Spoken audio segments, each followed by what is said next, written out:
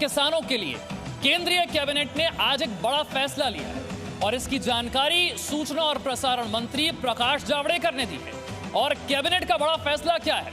फैसला यह है कि युवाओं को नौकरी के लिए राष्ट्रीय भर्ती नीति को मंजूरी दे दी गई है।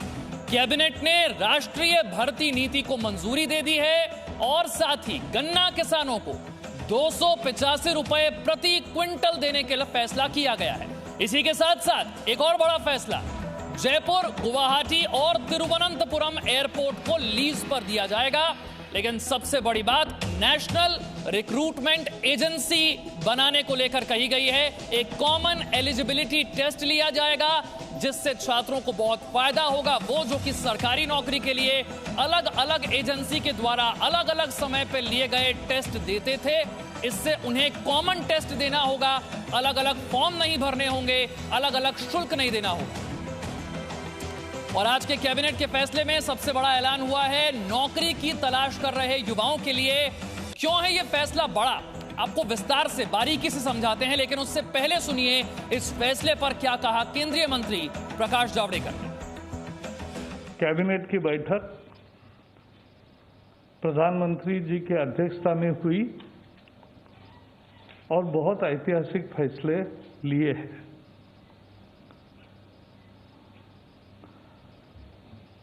आज नौकरी के लिए जो युवा होते हैं उनको बहुत परीक्षाएं देनी पड़ती है और उनको लगभग 20 रिक्रूटमेंट एजेंसीज है। तो कोई 4-5 में अगर परीक्षाएं देता है तो उतनी परीक्षा उतनी जगह जाना, ये सब समाप्त करने के लिए एक ऐतिहासिक फैसले में नेशनल रिक्रूटमेंट एजेंसी, राष्ट्रीय भर्ती संस्था, ये परीक्षा लेने वाली कॉमन एलिजिबिलिटी टेस्ट ये लेगी। तो जो बात प्रकाश जावड़ेकर ने कही उसका इंतजार पिछले कई सालों से किया जा रहा था। ये एक बहुत बड़ा परिवर्तन है और एक अच्छा परिवर्तन है, एक अच्छा कदम है। आपको बताते हैं और समझाते हैं कि राष्ट्रीय भर्ती नीति है क्या। देश में केंद्रीय भर्ती के लिए अब एक संस्था होगी, ये बहुत बड़ा फैसला है। नया नियम जो है ये फिलहाल रेलवे, बैंकिंग और एसएससी पर लागू होने वाला है।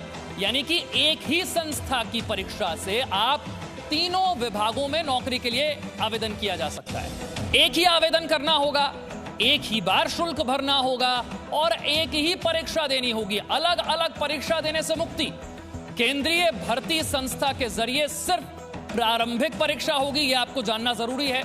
एक बार जो परीक्षा आपने दी, इसके जो अंक आए वो अगले 3 साल तक वैलिड होंगे, 3 साल तक मान्य होंगे। नौकरी के लिए मुख्य परीक्षा अलग अलग विभाग कराएंगे। रविंद्र हमारे सहयोगी ज्यादा जानकारी के साथ है। रविंद्र, नौकरी ढूंढ रहे युवाओं के लिए यह क्यों बड़ी खबर है, क्यों अच्छी खबर है जिसका इंतजार पिछले कई सालों से हो रहा था?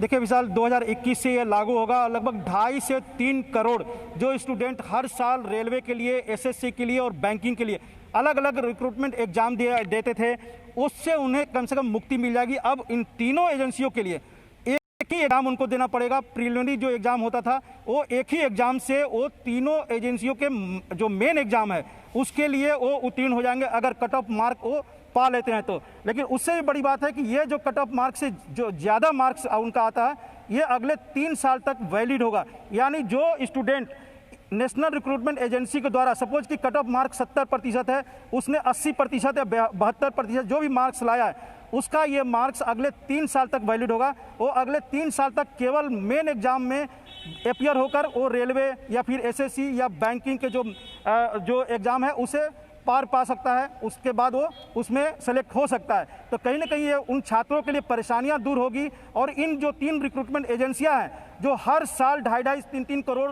छात्रों को एग्जाम लेते कंडक्ट करते थे, उनकी कॉपी चेक किया जाता था, फिर उनका रिजल्ट निकाला जाता था, तो इन सभी घटनाक्रम से एक तरह से मुक्ति मिल जाएगी। सिर्फ नेशनल रिक्रूटमेंट एजेंसी के द्वारा। अभी फिलहाल 3 एजेंसियां इसमें शामिल किया गया है। आगे चलकर सरकार का मान्यता है कि अगले जो 20 और एजेंसियां हैं सरकारी स्तर पर, उनको भी इसमें शामिल किया जाएगा। बिल्कुल, बहुत बड़ा फैसला जिसका इंतजार हो रहा था। छात्रों को अलग अलग परीक्षा अलग अलग एजेंसी के द्वारा देनी पड़ती थी, अलग अलग फॉर्म भरने पड़ते थे, अलग अलग शुल्क देना पड़ता था।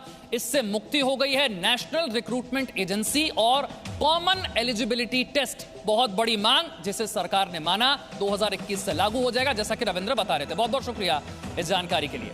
आगे बढ़ते हैं, बात करते हैं अभिनेता सुशांत सिंह राजपूत के मामले की। सुशांत केस में सुप्रीम कोर्ट ने आज बड़ा फैसला